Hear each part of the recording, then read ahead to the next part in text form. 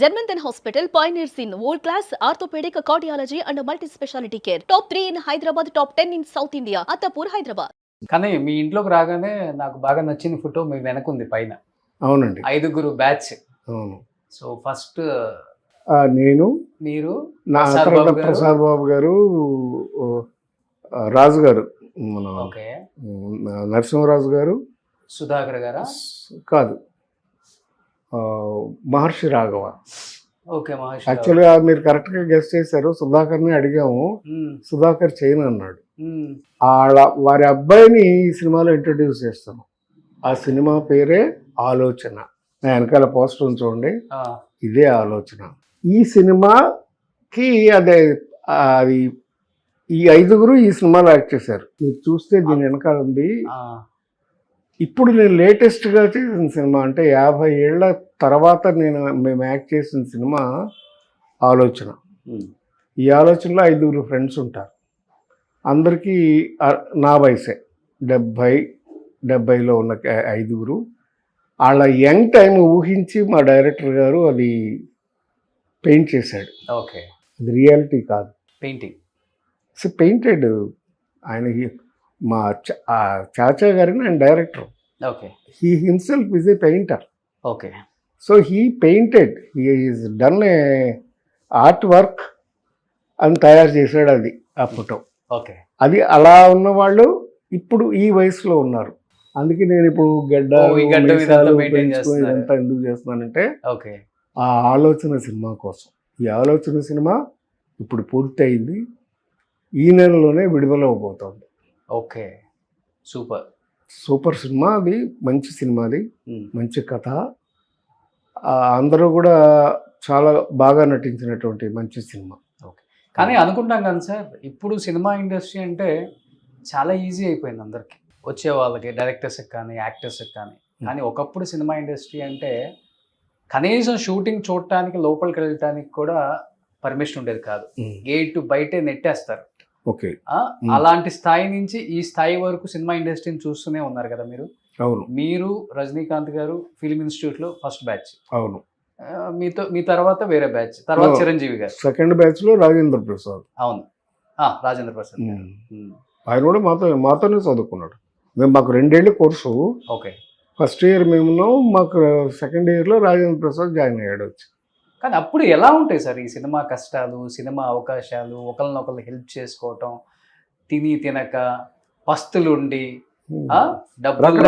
రకరకాలు ఉన్నాయండి ఇందులో. అలాగూ ఉంది, ఇలాగూ ఉంది.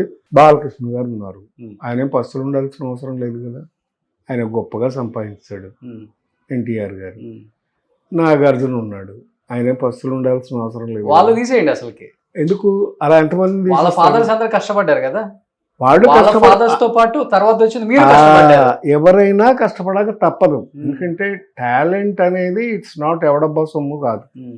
So they have to earn, they have to learn and earn. ఎవడైనా సరే నేర్చుకుంటానే కదా సంపాదించేది. సో నేర్చుకోవడానికి అందరు కష్టపడాలి.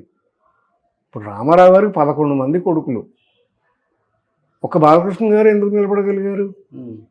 టాలెంట్. మిగతా వాళ్ళు చేతకాక కాదు, they have their own life pattern. అందుకని అందరూ అవుతారు అనుకుంటే ఎవరు. ఫర్ ఎగ్జాంపుల్ కృష్ణ గారు అబ్బాయిలు ఉన్నారు. రమేష్ బాబు ఎందుకు హీరో కాలేకపోయాడు? ముందే రమేష్ బాబుని హీరోని చేద్దామని ట్రై చేశాడు, ఆయన అవ్వలేదే. మహేష్ బాబు ఒక్కడే అయ్యాడు. అందుకని ఎవరికి it's not a return property కాదు, ఇది కృషి. మీ బ్యాచ్ లో మీరు అనుకున్నారా ఫస్ట్ ఎవరు అవుతారు?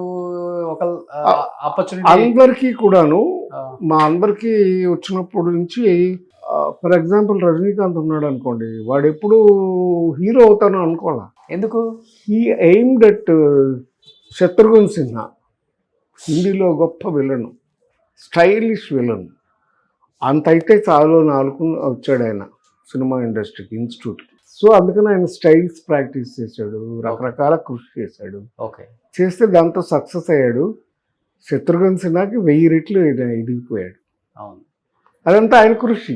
అది ఏ పుస్తకాల్లోనూ రాయలేదు, ఏ ట్రైనింగ్ స్కూల్లోనూ నేర్పరు. స్కూల్ అనేది ఎందుకంటే ఇప్పుడు ఒక యూనివర్సిటీలో చదువుకున్నాడు, వాడు చదువుకుంటే కదా వాడు స్కాలర్ అయ్యేది. అవును. ఇన్స్టిట్యూట్కి వెళ్ళిపోతే, యూనివర్సిటీకి వెళ్ళిపోతే వాడు స్కాలర్ అయిపోతాడా?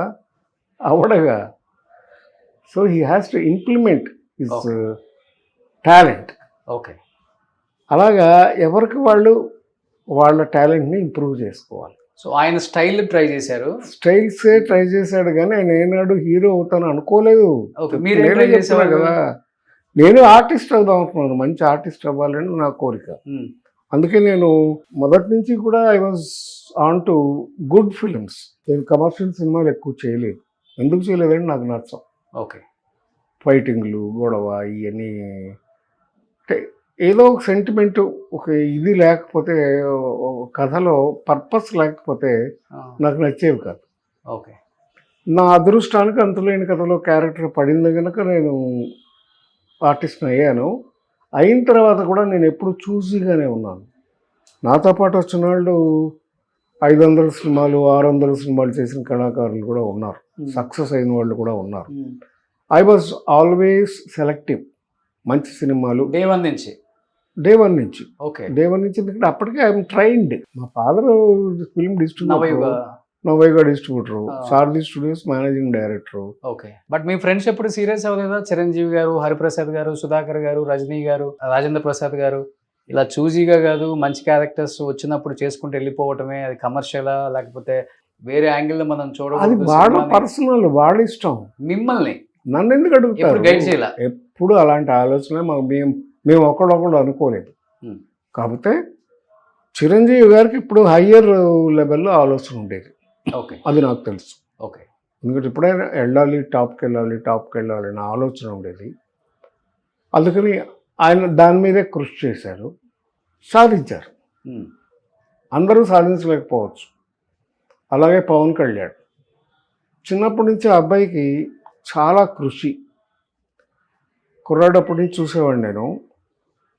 మొదట్లో చాలామంది అడిగారు, నేను చాలాసార్లు అడిగా, నేను ఒక సినిమా తీస్తాను నీతో యాక్ట్ చేయమని.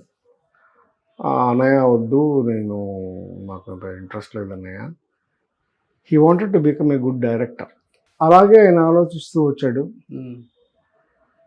పైగా మంచి మంచి సినిమాలు, ఆర్ట్ ఫిల్మ్స్ కానీ, ఇవి రియలిస్టిక్ ఫిల్మ్స్ కానీ, ఇవన్నీ అబ్జర్వ్ చేసేవాడు, చూసేవాడు. అవును. He was a ferocious reader. First నుంచి కూడా బుక్స్ బాగా చదువుతారా? భయంకరంగా చక్కగా చదివేవాడు. తర్వాత మెడిటేషన్ చేస్తే కనీసం 10 అవర్స్ 15 అవర్స్ అలాగే మెడిటేషన్ చేసేవాడు. అంత ఏకాగ్రత. ప్లస్ క్యాండిల్ మెడిటేషన్ అని ఉండేది ఆ రోజుల్లో. అంటే క్యాండిల్ వెలిగించి అది కొండెక్కే వరకు అలాగా తీక్షణంగా చూస్తూ ఉండాలి దాన్ని. అది ఇట్స్ ఏ సైంటిఫిక్ ప్రాసెస్. ఇలాంటివన్నీ కూడా చేసేవాడు. నేను చూసాను, కళ్ళారా చూసాను. Okay. So he was prepared to become something and he wanted to do something for the people. Okay. For the people. So ఇవన్నీ చిన్న విషయాలు. ఒక స్టార్ అవ్వడం, ఒక పుష్ప చేయడం, ఇంకోటి ఇవన్నీ కూడా అతనికి చాలా చిన్న విషయాలు. So he use to concentrate upon people. వాళ్ళ ఆకలి తప్పులు ఏమిటి, వాళ్ళ ఆలోచనలు ఏమిటి, ఇవన్నీ ఆలోచించేవాడు. చిరంజీవి గారు సపోర్ట్ ఉంది కదా, హీరో అయిపోదామని అతను రాలేదు సినిమాల్లో. వీళ్ళే బలవంతం చేసి ఆయన సినిమాల్లోకి తీసుకొచ్చారు హీరోగా. అవును. అప్పుడు వైజాగ్ పంపించడం, వైజాగ్లో సత్యానంద్ దగ్గర ట్రైనింగ్ ఇప్పించడం, అలా హీరో అయ్యాడు. కానీ యాక్చువల్గా అతనికి బేసికల్గా హీరో అవుదామన్న ఆలోచన లేదు ఆ వయసులో. ఆయన అతని యూత్లో కూడా 20 ఏళ్ళప్పుడు 18 ఏళ్ళప్పుడు నేను చూసాను ఆ కుర్రాడిని. అంటే నేను చిరంజీవి గారి ఇంట్లో రెగ్యులర్గా ఉండేవాళ్ళం కదా. అన్నయ్య అనేవాడు, నన్ను కూడా అంత ఆప్యాయంగా ఉండేవాడు. అలాగే ఉన్నాడు ఇప్పటికి కూడా. So he was aiming something and he achieved. అది విశేషం. డ్రీమ్ బిగ్, థింక్ బిగ్, అంతే. He became big. అది ఏమైనా వచ్చు. డ్రీమ్ బిగ్గే కాదు, డ్రీమ్ వాట్ నువ్వు అనుకున్నదే వస్తుంది. యద్భావం తద్భవతి. చాలా కరెక్ట్గా శాస్త్రంలో చెప్పారు. అసలు నీ మనసులో ఏముందో ఏమనుకుంటున్నావో అదే జరుగుతుంది. చివరికి నువ్వు పుట్టింది కూడా మీ అమ్మా నాన్నలు వీళ్ళే కావాలనుకుని పుట్టావు, ఇంకోళ్ళకి ఎందుకు పుట్టలేదు? బిల్ గేట్స్కి ఎందుకు పుట్టలేదు? లేదా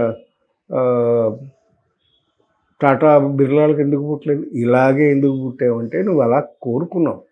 ఫిలసాఫికల్గా చెప్పాలంటే సోల్ ఒక ఇష్టం అంటారు, ఎయిమ్, ఆత్మ అది కోరుకుంటుంది ఎక్కడికి వెళ్ళాలి అనేది.